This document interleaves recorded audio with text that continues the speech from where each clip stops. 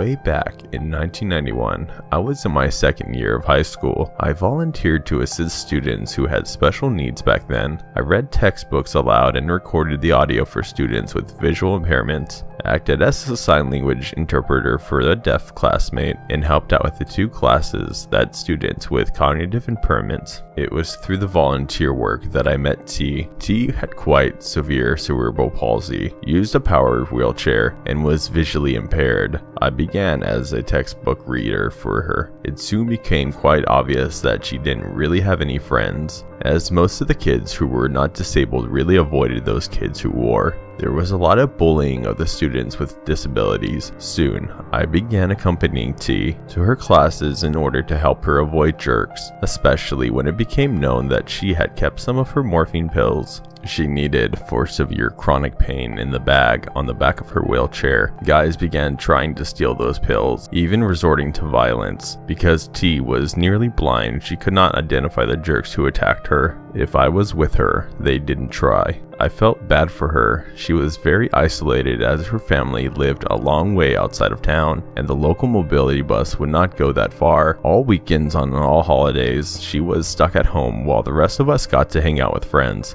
So I started being a friend. I gave her my home number, so at least she'd have someone to talk to on weekends. Over the next couple of years, that became kind of an unequal friendship. She was a taker. If I had plans with other friends, she would moan about how she has no one else, how depressed she was, how she had just wanted to kill herself. It really was strange just how she always seemed to know when I had plans with other friends. If I wanted to go out with them, she'd know and call me and guilt into dropping them and stay on the phone with her. I mean, she always knew. I could never figure out how. Being the naive, socially inept kid I was, I'm autistic and social stuff is especially difficult for me. I fell for this manipulation. I'd get guilted out and cancel my plans with my real friends so I could stay on the phone with her. I'd even like talking on the phone. My other friends and my mother did try to warn me that the way she was acting, dominating my time and manipulating me, wasn't healthy and not the way a real friend acted. But I felt like I had to defend her to them as she had nobody else. I found her exhausting and I was having mental health struggles of my own, but I kept quiet and never spoke about my increasing anxiety, self-injury, depression, and suicidal impulses. I didn't want to be mistaken for being anything like T, who brought up her abuse. I really do think that she made all that stuff up,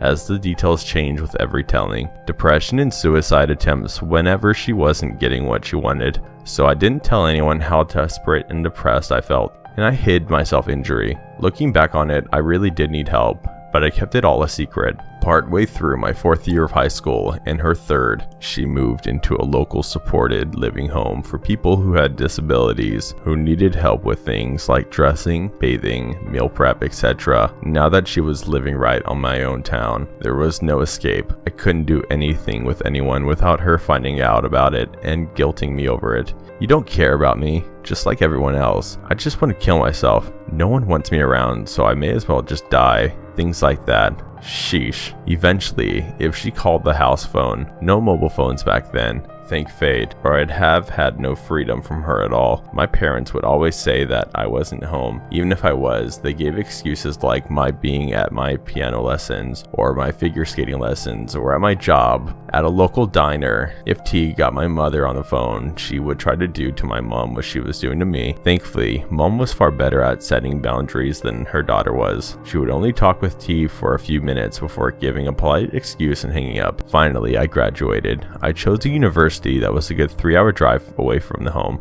In part to avoid T, she would not be able to get to my new city. My room was in a building that was not wheelchair accessible, and there would be long distance phone charges. With me away from home and inaccessible, T went after my mother's attention with an unnerving ferocity, calling multiple times every evening. That was the reason my parents finally got caller ID and voicemail, just so they can avoid answering the phone when T called. Years went by, and I came back home after university. I began working for the local hospital. Facebook arrived on the scene, and I joined up to keep in contact with friends and family who were now living all over the country. I hadn't thought of T in years. Then she sent a friend request. I had felt exactly like I did when I was in high school, hounded. Needless to say, I blocked her. Eventually, I canceled my Facebook account entirely as she began making fake profiles to attempt to contact me. Thankfully, it had been 10 years since she last attempted to contact me, and I have made that difficult. Neither my mother or I are listed in the local phone book. I don't use my real name anywhere online,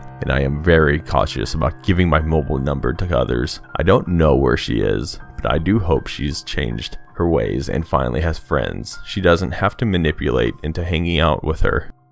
It was in the days when streaming was non-existent and there were VHS rental shops. As I liked movies, I used to frequent my local often. I would go in, rent 4 random movies at a time, and have a movie marathon at home. I was 12 or so and got to know the people working there. There was this man, tall, friendly, decently looking. Over the years I met his wife too, as she sometimes worked there as well. They were in their 30s and were nice and relaxed people. Then the shop opened a salon section and started renting out sunbeds by hour. I was younger than 15 and decided to use the sunbeds. I chatted friendly with the man, as usual before, paying for my minutes and going into the room. I'm lying there naked, enjoying my music and waiting for my time to pass. If you've been into lying down sunbeds, you know it's a platform with an equal sized lid that you lower over yourself. And the door opens and someone comes in. I was there under the lid, hidden. The man then proceeds to come to the head end of the sunbed, which is open for air. Now he can see me top to bottom naked, lying there, lit up by bulbs from all directions. I remember simply freezing, thighs and toes tensing up, trying to pretend that the lid is somehow a blanket covering me, thinking, what am I supposed to do now? He sits down and talks to me about daily nonsense and starts rubbing my breast. Even writing this now makes my heart go racing. I was so helpless, not wanting to make a scene, that I just waited it out. Luckily, my breast was all he could reach.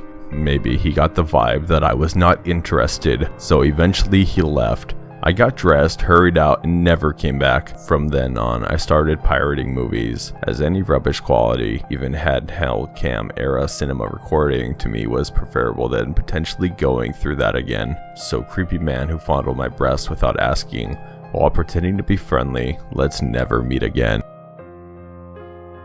Obligatory. This happened a few years ago. My senior year of high school, I started talking with this super hot emo/punk kid named Brian on AIM. I was all in. I had just been dumped by my loser high school boyfriend, and Brian was incredibly sweet and always knew what to say. There were some red flags for sure. Whenever I would finally convince him to send me a picture, he looked a little different in each photo, like they could have been pictures of different people, but it looked similar enough, and the eyeliner was on point, so I just accepted it. We also never talked on the phone. I would beg him to let me call him, but he always had an excuse. Finally, the summer before I left for college, he let me call him, and his voice was super fucking weird. My friend was convinced it was like a 50-year-old woman, but I was like, hell no, this is Brian. I was so blinded that I ignored every warning sign. I told him everything. He knew all of my passwords, everything about my day-to-day life. Literally every single one of my friends told me he wasn't real, that I needed to stop being a dumbass, but I honestly loved him. That fall, I left for college. My first roommate was a total windbag who had a mile-long list of rules for the room. No boys ever allowed in. I wasn't allowed to touch her left behind series she proudly displayed. No guest after 8, etc. So I was desperate to bounce. I found out there was an empty room and requested a transfer for winter semester.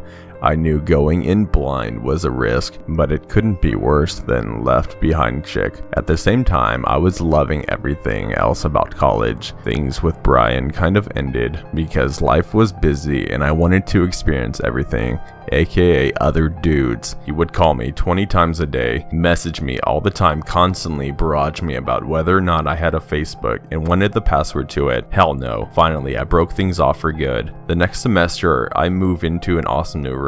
My roommate is a fellow freshman from MA who transferred that semester. She was loaded. bought basically everything we would need for the room. Her mom got us matching beds from Pottery Barn. It was fucking awesome. She was a little weird and like always wanted to hang out on the first week, but I figured it was just nerves. The first weekend after classes started, I was chilling with some friends in the quad area, and she came over and throws her keys at me and is like, "Have fun fucking these losers." I was like, what the hell is going on? I ended up sleeping at one of my girlfriend's rooms that night because I was super freaked out. The next day, it was like nothing happened. We hung out the whole week. She was very perceptive and helpful. I was amped to have met what I thought would be my college bestie. The next weekend, I convinced her to come out and we're having a blast dancing with dudes. And then things were escalating with me and soccer jock, so I let her know I was bailing. We were a 2-minute walk from the soccer house and came with a group, so I figured no big deal. I get back to the room later that night and I can see shit is torn the fuck up. Clothes ripped out of the closet, stuff all over the floor. She's sitting on my bed and her arm is bleeding. I ask what the hell is going on. She had broken my coffee cup and carved my fucking initials in her arm. I run and get the RA because I'm not trying to get murdered. She ended up getting committed in that night and her parents flew down. This is where shit got even weirder. She was Brian. She told her parents. They told me he decided to try to start things with me as like her true self, applied to my school and called the housing department and requested me as a roommate, emailed housing from my email and requested her as my roommate, and then deleted the emails. Her parents apologized, said I could keep all of the stuff in the room. They withdrew her from class and left. I got a no contact order and the craziest story of my life.